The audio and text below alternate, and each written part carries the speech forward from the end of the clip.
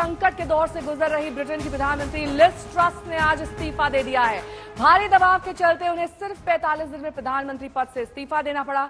Liz 6 सितंबर 2022 को Britain की प्रधानमंत्री चुनी गई थी। इससे पहले उन्होंने अपने वित्त मंत्री पद से इस्तीफा दिया था। उसके बाद उनकी गृह मंत्री ने इस्तीफा दिया था। उसके बाद कंजर्वेटिव पार्टी के बीच उन पर इस्तीफे का दबाव बना हुआ था। फिर से बोरिस जॉनसन या ऋषि सुनक के पीएम बनने की चर्चा हो रही है। इस्तीफा देते हुए लिज ट्रस ने कहा है कि उन्हें जिस काम के लिए चुना गया था वो काम वो नहीं कर पाई हैं, इसीलिए अपने पद से वो इस्तीफा देना चाहती हैं। 45 दिन की पीएम लिज ट्रस अब अपने पद से इस्तीफा दे चुकी हैं। 6 सितंबर 2022 को वो पीएम बनी थी। क्या कुछ कहा उन्होंने अपने इस्तीफे के बाद, सुनिए। I came into office at a time of great economic and international instability. Families and businesses were worried about how to pay their bills. Putin's illegal war in Ukraine threatens the security of our whole continent, and our country has been held back for too long by low economic growth. I was elected by the Conservative Party with a mandate to change this. We delivered on energy bills and on cutting national insurance. And we set out a vision for a low-tax, high-growth economy that would take advantage of the freedoms of Brexit. I recognise, though, given the situation, I cannot deliver the mandate on which I was elected by the Conservative Party. I have therefore spoken to His Majesty the King to notify him that I am resigning as leader of the Conservative Party. This morning I met the chairman of the 1922 committee, Sir Graham Brady. We've agreed that there will be a leadership election to be completed within the next week. This will ensure that we remain on a path to deliver our fiscal plans and maintain our country's economic stability and national security. I will remain as Prime Minister until a successor has been chosen. Thank you. तो अंतर्राष्ट्रीय मामलों की जानकार गीता मोहन मेरी सहयोगी इस वक्त तमाम जानकारी के साथ जुड़ रही हैं। गीता, देखिए, साफ तौर पर लिज ट्रस ने कहा कि उन्होंने एक ऐसे दौर में ब्रिटेन की प्रधानमंत्री वो बनी थी जब वहां पर आर्थिक संकट बना हुआ था, अर्थव्यवस्था हिली हुई थी, वो चुनौती वो पूरा नहीं कर पाई, इसलिए अपने पद से इस्तीफा दे रही हैं। लेकिन क्या थोड़ा समय और अगर वो लेती तो ये स्थिति बेहतर नहीं हो पाती क्या? नेहा, अगर इस पोजीशन में कोई भी होता, उनके लिए सबसे बड़ा चैलेंज होता जो इकोनॉमिक, जो आर्थिक स्थिति अभी है यूनाइटेड किंगडम की, उसको ठीक करना।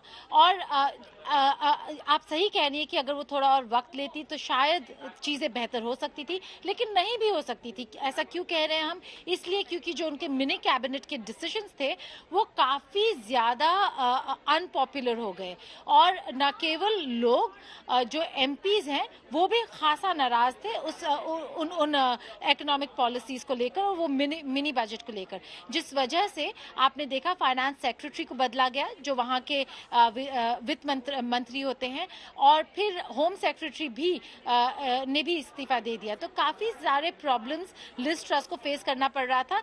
एक बहुत महत्वपूर्ण बात नेहा, जो लवीना टंडन भी कह रही थी और बाकी जितने एक्सपर्ट्स हैं वो भी कह रहे थे, वो ये है कि जब पार्टी के इलेक्शंस होते हैं तो एक पहला लेवल ऑफ इलेक्शन था जब एमपीज वोट कर रहे थे, जिसमें ऋषि सुनाक आगे थे।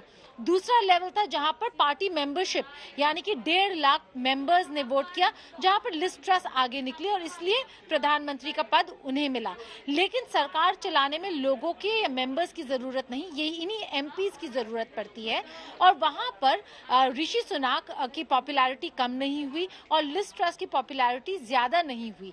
इसीलिए लिज ट्रस को काफी सारे चैलेंजेस को फेस करना पड़ा जब वो सरकार चला रही थी। अब जो है अगला कदम होगा कि फिर से कंजर्वेटिव पार्टी के अंदर लीडरशिप खोजा जाएगा, फिर से इलेक्शंस होंगे। मई के जनरल इलेक्शन से पहले कंजर्वेटिव पार्टी को एक ऐसे लीडरशिप को आगे खड़ा करना पड़ेगा जो अपने पार्टी को जनरल इलेक्शंस में जिता पाए या आगे ले जा पाए। सो नेहा, चैलेंजेस बहुत हैं कंजर्वेटिव पार्टी के अंदर ही, लेकिन आज के डेट में अगर लेबर का कोई मेंबर ऑफ पार्लियामेंट प्रधानमंत्री बनता है या फिर कंजर्वेटिव्स का, उनके लिए सबसे बड़ा चैलेंज होगा यूके की आर्थिक स्थिति को सुधारना। बने रहिए हमारे साथ गीता, आपके पास मैं वापस लौटूंगी, तमाम जानकारी आपसे लेंगे, लेकिन इस बीच आपको दिखाते हैं कि लिज ट्रस ने क्यों दिया है इस्तीफा। पहली वजह, ब्रिटेन में आर्थिक संकट को लेकर उनके ऊपर दबाव था कि ऐसे वक्त में वो प्रधानमंत्री बनी थी जब वहां पर आर्थिक संकट बना हुआ था। सांसद लगातार उन पर दबाव बना रहे थे और जैसा कि गीता बता रही थी कि उनकी पॉपुलैरिटी बढ़ नहीं रही थी। टैक्स कटौती का वादा पूरा नहीं किया गया, जो लगातार नागरिक मांग कर रहे थे कि टैक्स में कटौती की जाए, वो वादा वो पूरा नहीं कर पाई। विपक्ष के साथ अपनी पार्टी के निशाने पर रही, कंजर्वेटिव पार्टी से वो आती हैं, उनकी पार्टी के सांसद अविश्वास प्रस्ताव लाने की तैयारी कर रहे थे और इस प्रस्ताव से पहले ही उन्होंने इस्तीफा देना बेहतर समझा। इस हफ्ते के अंदर नाराज 2 मंत्रियों ने छोड़ दिया था पद। इसमें एक मंत्री उनके खुद के कैबिनेट के वित्त मंत्री थे और सबसे छोटा कार्यकाल दरअसल लिज ट्रस का रहा है, 45 दिन का ये कार्यकाल। इससे पहले जॉर्ज कैनिंग, उनका कार्यकाल 119 दिन का था, 1827, यानी कि एक अलग ही शताब्दी की हम बात कर रहे हैं। गीता मोहन मेरी सहयोगी इस वक्त तमाम जानकारी के साथ जुड़ी हुई है। गीता, अब जो अगले प्रधानमंत्री की रेस है उसमें कौन सबसे आगे चल रहा है, बोरिस जॉनसन या फिर सुनक?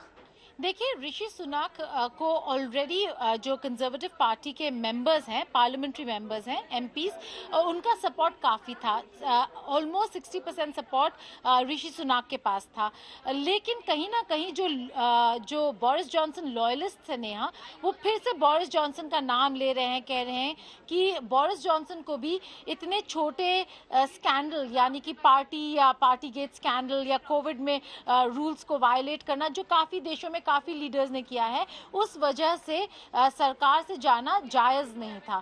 तो काफी सारे बोरिस जॉनसन के लॉयलिस्ट्स हैं जो चाहते हैं कि बोरिस जॉनसन फिर से वापस आने की कोशिश करें। लेकिन आज की डेट में अगर देखें तो सबसे आगे जो फ्रंट कंटेंडर्स है वो वही है जो कंजर्वेटिव पार्टी के रेस में इस बारी थे, लिज ट्रस और ऋषि सुनक के साथ। सबसे आगे ऋषि सुनक ही नजर आ रहे हैं। उसके बाद अगर आप बात करें तो जेरेमी हंट, जिन्होंने भी इस्तीफा दिया था बोरिस जॉनसन की सरकार से, वो हैं।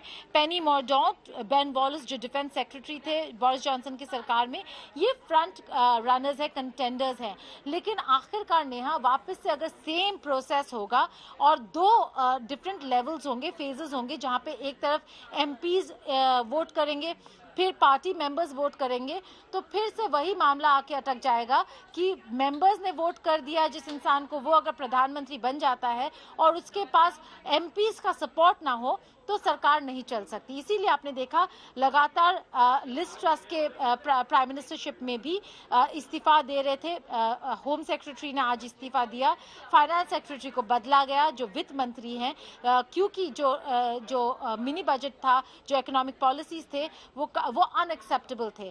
कहीं ना कहीं आखिरकार नेहा, जो कॉस्ट ऑफ लिविंग बढ़ गया है यूके में, वो बहुत बड़ा रीजन है कि कोई भी लीडर आज अगर आएगा तो उनके पॉलिसीज को क्रिटिसाइज किया जाएगा और चाहेंगे लोग कि कॉस्ट ऑफ लिविंग वापस से कम हो। यूके के कॉस्ट ऑफ लिविंग और इकोनॉमिक क्राइसिस काफ़ी ज़्यादा बढ़ गई हैं और इसमें किसी भी लीडरशिप को आकर इमीडिएटली कोई क्विक फिक्स सोल्यूशन नहीं है और ये जनता को भी समझना होगा, पार्टी को भी समझना होगा। कहीं ना कहीं पेशेंस सब खो रहे हैं और इसमें कंजर्वेटिव पार्टी और अनस्टेबल नजर आ रही है।